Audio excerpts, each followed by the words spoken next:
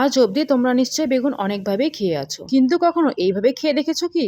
এইভাবে খেয়ে না থাকলে আমি বলবো অবশ্যই এই রেসিপিটি একবার ট্রাই করে দেখো। আমি গ্যারান্টি দিচ্ছি এর স্বাদ তোমাদের মুখে লেগে থাকবে। হ্যাঁ, আজকে বানাবো বেগুন ভর্তা। তবে এই ভর্তাটা অন্য ভর্তার থেকে একদমই আলাদা। সাধারণত আমরা সবাই জানি বেগুন ভর্তা করার জন্য প্রথমে পুড়িয়ে তারপরে খোসা ছাড়িয়ে নিতে হয়, কিন্তু ওই যে বললাম এই ভর্তাটা একদমই ডিফারেন্ট। এই ভর্তা করার জন্য বেগুনের খোসা আমাদেরকে আগেই ফেলে দিতে হবে। আজকের বেগুন ভর্তা করার জন্য আমি এখানে দুটো বেগুনকে খুব ভালোভাবে ধুয়ে প্রথমে বেগুনের খোসা বোটা সব ফেলে দিলাম। বেগুনের খোসা আর বোটা ফেলে দেওয়ার পরে আমি বেগুনটাকে আবারও খুব ভালোভাবে ধুয়ে নিয়েছি। এইবারে আমি যেভাবে বেগুনটাকে কেটে নিচ্ছি ঠিক সেভাবে কিন্তু কেটে নিতে হবে। একদম ছোট ছোট টুকরো করে নিতে হবে, ফলে বেগুনের ভর্তাটা বানানোর জন্য একদমই টাইম লাগবে না। এইদিকে আমি একটা কড়াই গরম করে কড়াইয়ের মধ্যে প্রায় 3 চামচ মতো সর্ষের তেল দিয়ে দিলাম। এইবারে কেটে রাখা বেগুন আর অল্প করে একটু লবণ দিয়ে প্রথমে লবণের সঙ্গে বেগুনটাকে কিছুক্ষণ ভেজে নিব। ভালোভাবে নাড়াচাড়া করে নিয়ে বেগুনটাকে পুরো কড়াইয়ের মধ্যে ছড়িয়ে রাখবো। এর ফলে বেগুনটা খুব তাড়াতাড়ি নরম হয়ে যাবে। আর দেখো, এই সময়ে কিন্তু বেগুনটাকে খুব বেশি সেদ্ধ করে নিতে হবে না, শুধু একটু হালকা নরম হয়ে আসলেই বেগুনটাকে নামিয়ে নিতে হবে। এই যে দেখো, এখানে কিন্তু দেখাই যাচ্ছে বেগুনটা পুরোপুরি সেদ্ধ হয়নি, শুধু হালকা উপরের দিকে একটু নরম হয়ে এসেছে। এই সময় বেগুনটাকে নামিয়ে নেব। এইবারে কড়াইয়ে আবারও 3 চামচ মতো সর্ষের তেল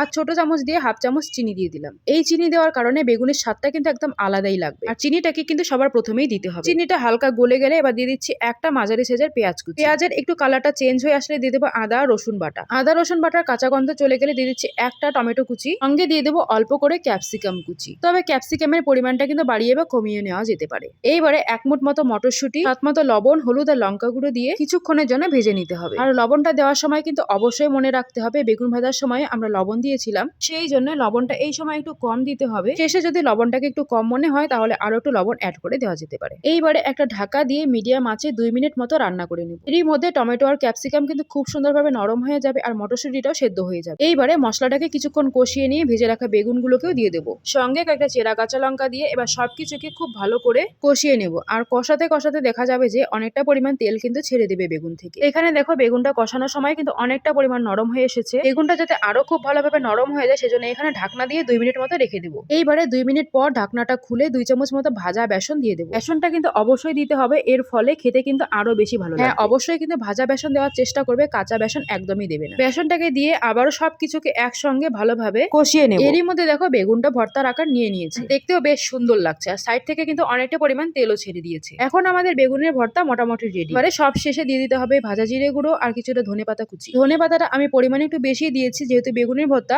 এই রেসিপিতে ধনেপাতার ফ্লেভারটা খুবই ভালো লাগে। এই যে দেখো, সব শেষে একটু ভাজা জিরে গুঁড়ো ধনেপাতা দিয়ে সবকিছুকে আবারও 1 মিনিট মতো মিশিয়ে নিয়েছি। আর এখন আমাদের এই টেস্টি বেগুনের ভর্তা সার্ভ করার জন্য একদম রেডি। বেগুনের ভর্তাটা আমি একটা বাটিতে নামিয়ে নিচ্ছি। বেগুনের এই ভর্তাটা গরম ভাত কিংবা রুটি দুটোর সঙ্গে অসম্ভব মজার হয় খেতে। বেগুনের ভর্তাটা বাটিতে নামিয়ে ওপর থেকে আরো একটু ধনেপাতা আমি ছড়িয়ে দিই। এইভাবে অবশ্যই একবার বেগুনের ভর্তা ট্রাই করে আমাকে কমেন্ট করে জানাবে যে তোমাদেরকে কেমন লাগলো। আর ভিডিও ভালো লাগলে অবশ্যই একটা লাইক কমেন্ট শেয়ার করে দিয়ে আমার চ্যানেলটিকে সাবস্ক্রাইব করে দেবে। আর ফেসবুক থেকে দেখলে পেজটিকে ফলো করে দিও।